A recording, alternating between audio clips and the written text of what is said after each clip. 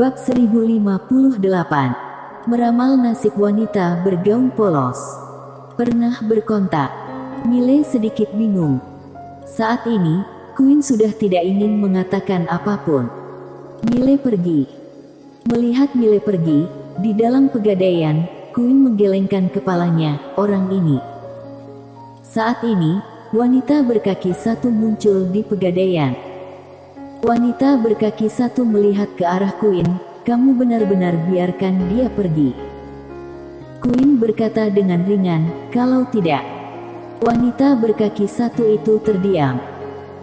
Queen memandangi wanita berkaki satu dan berkata sambil tersenyum, "Sebenarnya, kamu juga sangat ingin melihat dia akan berhasil, tidak, kan?" Setelah hening sejenak, wanita berkaki satu bertanya, "Apa yang kamu rencanakan?" Mendengar ini, Queen sedikit menyipitkan matanya. Setelah keluar dari pegadaian, Miley sekali lagi datang ke dimensi kehampaan. Di pemakaman, Miley berjalan perlahan. Saat ini, lantai 9 tiba-tiba bertanya, "Apa yang kamu pikirkan?" Miley berkata dengan ringan, "Senior, siapa Nona Queen sebenarnya?"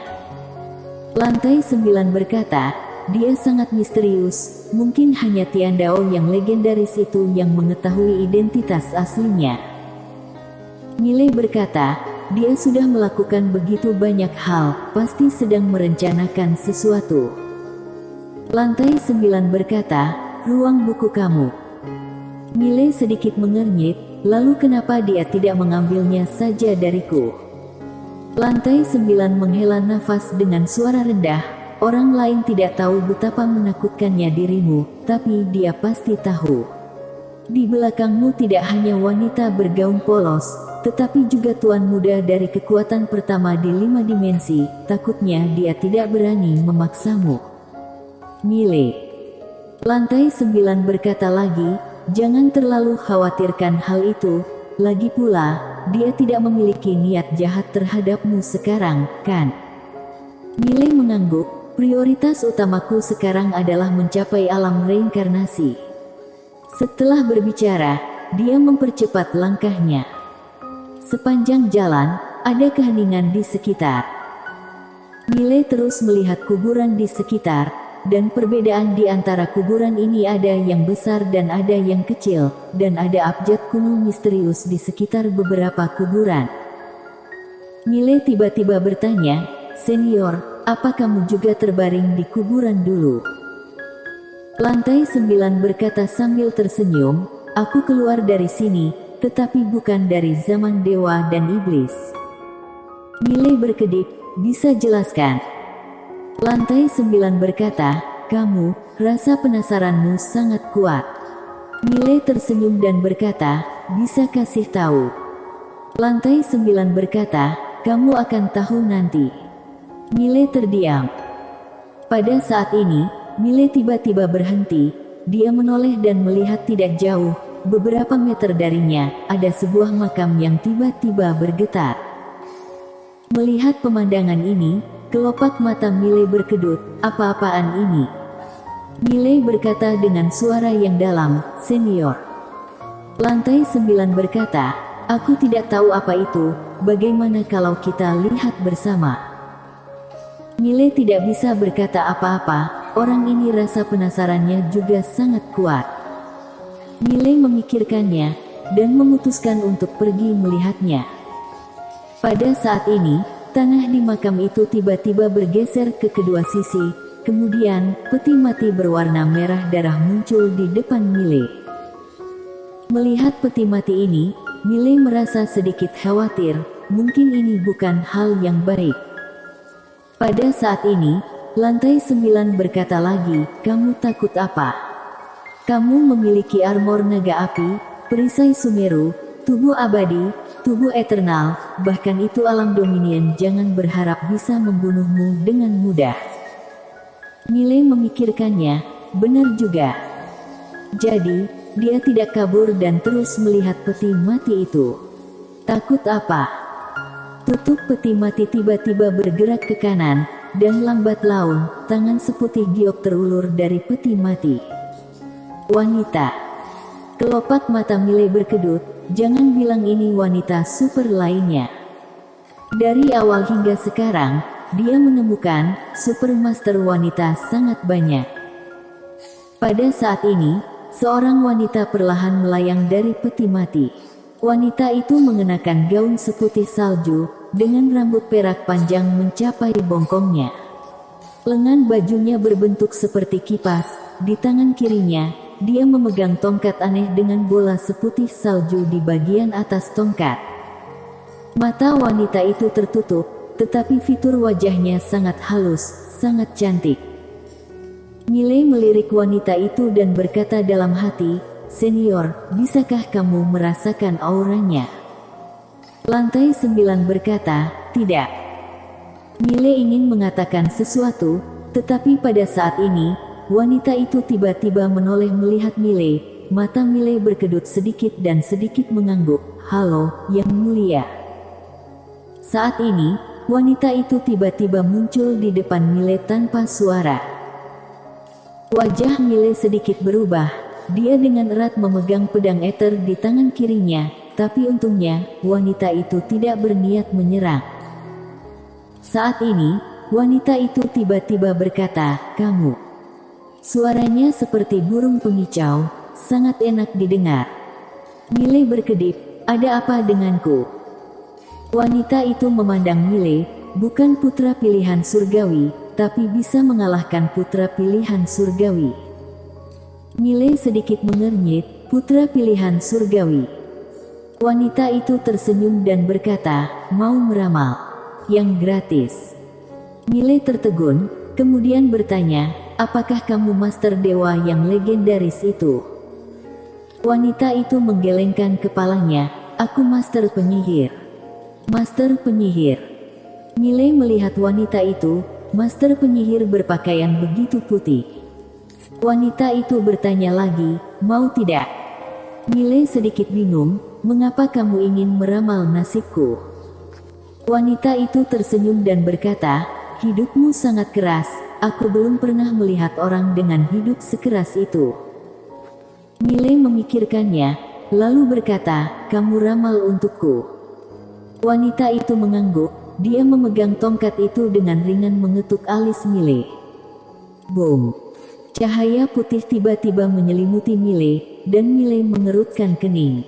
Pada saat ini, wanita itu mengangkat kepalanya sedikit, matanya menembus langit berbintang, dan segera, matanya datang ke alam semesta 4 dimensi.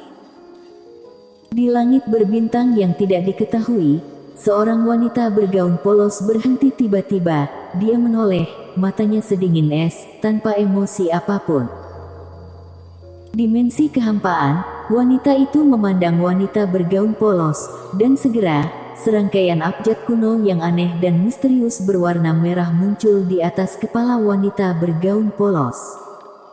Meramal wanita bergaun polos. Wanita bergaun polos itu hanya memandangnya seperti itu, tidak berbicara ataupun melawan. Setelah beberapa saat, abjad kuno merah darah itu tiba-tiba menghilang tanpa jejak. Melihat pemandangan ini, wanita itu tiba-tiba membuka matanya, dan pupil matanya berwarna merah darah. Wanita itu berkata dengan tak percaya, "Kamu tidak punya takdir." Wanita bergaun polos merentangkan kedua telapak tangannya, dan seberkas cahaya pedang tiba-tiba melesat ke langit. Detik berikutnya, sinar cahaya pedang ini langsung menembus galaksi dan datang ke dimensi kehampaan. Melihat pemandangan ini, wajah wanita di depan Mile berubah drastis. Pada saat ini, wajahnya penuh kepanikan, seolah memikirkan sesuatu. Dia tiba-tiba melemparkan dirinya ke pelukan Mile, "Tolong aku." "Mile." Mile sedikit bingung saat ini, "Tolong dia." Segera, Mile mengerti. Karena cahaya pedang muncul di hadapannya. Cahaya pedang wanita bergaun polos. Dia mengeluarkan pedang lagi. Mile tahu wanita di depannya pasti memprovokasi wanita bergaun polos. "Tolong tidak." Saat Mile ragu-ragu, sinar cahaya pedang sudah datang di belakang wanita itu, Mile tidak banyak berpikir, dia menarik wanita itu ke belakangnya. Pada saat ini, sinar cahaya pedang berhenti, dan lambat laun, sinar cahaya pedang menghilang. Melihat pemandangan ini, wanita di pelukan Mile menghela nafas lega. Wanita itu menatap Mile, dan berkata dengan ringan, "Terima kasih." Mile menatap wanita itu, "Mengapa kamu ingin memprovokasi dia?" Wanita itu menggelengkan kepalanya, ekspresinya sedikit rumit. "Aku menghitung takdirmu berhubungan dengannya, kemudian aku sekalian meramalnya." Bicara sampai di sini, dia berhenti, kemudian berkata, "Ternyata ada orang yang begitu kuat, sangat menakutkan." Mile menatap wanita itu, "Apakah kamu dari zaman dewa dan iblis?" Wanita itu mengangguk. Mile ragu-ragu, kemudian bertanya, "Apakah ada orang yang lebih kuat darinya di zaman dewa dan iblis?" Wanita itu memandang Mile, dia berpikir sejenak, lalu berkata, "Aku tidak tahu kekuatan dia yang sebenarnya." Mendengar ini, Mile mengerti. Wanita itu memandang Mile, "Kamu lebih lemah." Wajah Mile penuh garis-garis hitam. Wanita itu tiba-tiba berkata, "Namaku Amu, imam besar klan penyihir." Imam besar. Mile tercengang, lalu berkata, "Apakah statusnya tinggi?" Amu tidak menjawab, matanya terpejam perlahan, dia menekan jari tangan kirinya, seperti sedang memikirkan sesuatu. Setelah beberapa saat, dia berbisik, "Bencana 5 dimensi akan datang." Bencana 5 dimensi. Mile berkata, "Apakah kalian akan bangun?" Amu memandang Mile dengan rasa ingin tahu, "Kenapa kamu datang ke sini?" Mile berkata, "Aku datang untuk mencari sumur reinkarnasi dan makam." Amu sedikit mengernyit, "Makam? Sumur reinkarnasi?" Mile mengangguk. Amu berkata dengan ringan, "Aku akan membawamu ke makam." Setelah berbicara, dia berbalik dan pergi. Mile dengan cepat mengikuti, dia berjalan ke samping Amu dan kemudian berkata, "Nona Amu, apakah makam itu berbahaya?" Amu berkata, "Berbahaya jika kamu pergi sendiri." Mile bertanya, "Makam itu apa?" Amu berkata dengan ringan, "Makam berarti kematian, dan kematian berarti reinkarnasi." Mile ingin menanyakan hal lain, Amu tiba-tiba mempercepat langkahnya, dan segera, dia membawa Mile ke hutan lebat. Di hutan lebat, ada sebuah makam besar. Di sekeliling makam, terdapat berbagai abjad kuno berwarna merah darah dan di depan makam terdapat batu nisan tanpa tulisan. Mile memandang Amu, dan Amu berkata, "Masuk. Di dalam dapat membantumu memahami reinkarnasi." Mile ragu-ragu, lalu berkata, "Apakah ada bahaya?" Amu mengangguk, "Ada." Mile. Amu menatap Mile, "Masuk." Mile ragu-ragu, lalu berkata, "Bahaya ini." Amu berkata, "Tidak apa-apa." Mile berpikir sejenak, lalu berjalan menuju makam. Saat dia sampai di makam, kekuatan yang kuat tiba-tiba keluar dari makam. Melihat pemandangan ini, Mile menyipitkan matanya sedikit, tiba-tiba menghunus pedangnya dan menebas. Boom! Saat pedang itu jatuh, kekuatan itu langsung dipotong-potong olehnya. Namun, pada saat ini, bayangan hitam tiba-tiba muncul di depannya.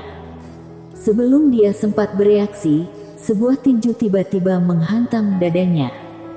Wajah Mile berubah drastis dalam sekejap. Saat berikutnya, dia mundur ratusan kaki. Begitu dia berhenti, armor naga api di dadanya terbelah. Tidak hanya itu, tubuh di balik armor naga api pun retak menjadi jaring laba-laba seketika. Mile menatap makam, di pintu masuk, berdiri seorang pria paruh baya.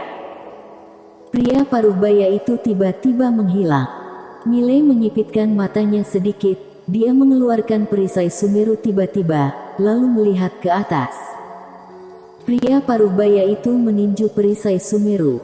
Boom! Mile terbang keluar dalam sekejap bersama perisai. Saat dia terbang keluar, perisai itu terbelah dan menjadi beberapa bagian. Bersambung.